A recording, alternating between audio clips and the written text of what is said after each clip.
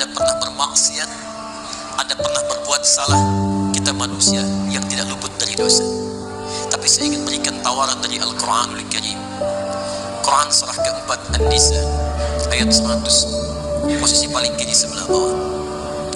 Pernah ada orang berbuat maksiat yang tak terlogiskan. Ada seorang yang pernah bunuh orang.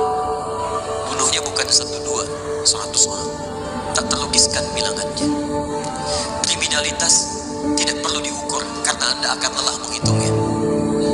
Ketika Allah berkenan memberikan hidayah kepadanya, Masya Allah, dan hidayah selalu terbuka pada siapapun sepanjang ia mau mengambilnya sebelum nyawa sampai di kerongkongannya. Tiba-tiba datang ia pada seorang alim dan berkata, saya ingin berubah. Alim ini kemudian menyampaikan pada orang dimaksud, Anda bukan berarti tidak bisa menjadi orang baik. Hanya Anda tinggal di lingkungan yang tidak mendukung Anda jadi baik. Keluarlah dulu dari tempat itu. Pergilah ke majlis ilmu sebulan. Tempatnya ada di sana. Datang ke sana. Belajarlah dan Allah akan bimbing Anda berubah dari keburukan menjadi orang yang terbaik. Didengarlah nasihat alim ini.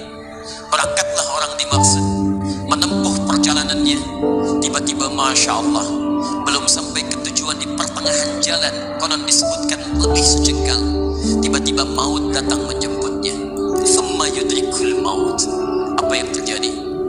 Langkahnya dihitung sebagai ibadah. Dalam terapnya dia beristighfar, taubat kepada Allah Subhanahu wa ta'ala.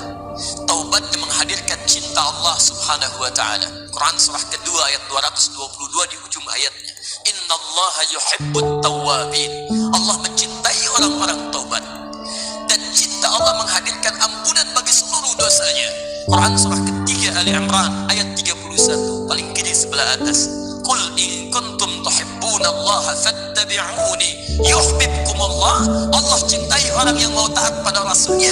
Lihat, ketika Allah mencintai seorang hamba, wa yaghfir lakum dzunubakum, Allah ampuni seluruh dosa-dosanya. Terap langkahnya menghadirkan istighfar, taubatnya menghadirkan cinta Allah menghadirkan seluruh ampunan bagi dosa-dosa yang ia miliki. Maka apa yang terjadi? Di tengah perjalanan maut menjemputnya, thumma yudrikul maut faqad waqa'a ajruhu 'ala Allah. Dan pahala diberikan kepada orang tadi. Di jalan, maaf, maut datang, taubat diterima, dosa diampuni, dan amalan didapati dengan derap langkahnya. Maka apa yang terjadi? Thumma yudrikul maut faqad waqa'a ajruhu 'ala Allah. Pahalanya dituliskan oleh Allah, dakhalal jannah, kata Nabi, masuk surga orang ini. Anda bisa bayangkan, pernah bunuh orang 100 orang, mabuk tak terlukiskan, kriminalitas tak perlu dihitung. Ketika dia mau bertobat, datang ke majlis ilmu, Masya Allah, meninggal di tengah jalan, kata Nabi, dakhalal jannah. Bertobat diampuni dosanya, derap langkahnya ada pahalanya, dakhalal jannah. Turun ayat untuk melukiskan tawaran yang sama kepada kita.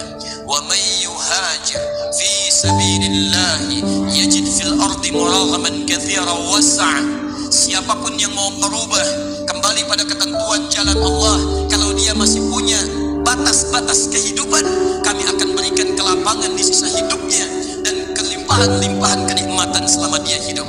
Wa may yakhruj min baitihi muhajiran ila Allahi wa rasuli. Namun bila ada di antara mereka baru ingin berhijrah, ingin berubah jadi lebih baik dalam pandangan Allah dan Rasulnya, tiba-tiba thumma yudrikul maut, baru keluar dari tempat dia tinggal, belum sampai ke tempat dia belajar, datang maut menjemputnya, faqad waqa'a ajruhu 'ala Allah. Kami terima semua amalnya, kami ampuni dosa-dosanya, dan kami tuliskan namanya di dalam surga. Bila 100 orang saja yang pernah dibunuh oleh orang ini, pernah bunuh 100 orang, mabuk tak terlukiskan, kriminalitas tak terhitung, mau berangkat ke majlis ilmu, tak sampai ke majlisnya, meninggal dia, bisa masuk surga. Masa Anda yang tidak pernah bunuh orang? Ada yang pernah bunuh orang di sini? Boleh angkat tangan? Ada polisi di sini, langsung saya sampaikan insyaallah. Anda tak pernah bunuh orang, Anda tidak pernah mabuk, Anda tidak pernah berbuat kriminalitas seperti orang dulu. Salah, wajar, tapi pintu tobat terbuka untuk kita semua. Masya Allah, bedanya dengan orang tadi belum sampai ke majlis ilmu, Anda sudah hadir di dalamnya, langsung di rumah Allah, diberikan tempat yang terbaik, dan kita akan belajar. Kalau dengan semua ini belum mempermudah Anda ke surga, dengan cara apa lagi Anda di sini belum mau juga bertobat, dengan cara apa lagi Allah harus membimbing Anda bertobat? Kalau dengan seperti ini belum juga Anda taat kepada Rasul, dengan cara apa lagi Allah mesti meyakinkan Anda untuk taat kepada Rasulullah SAW?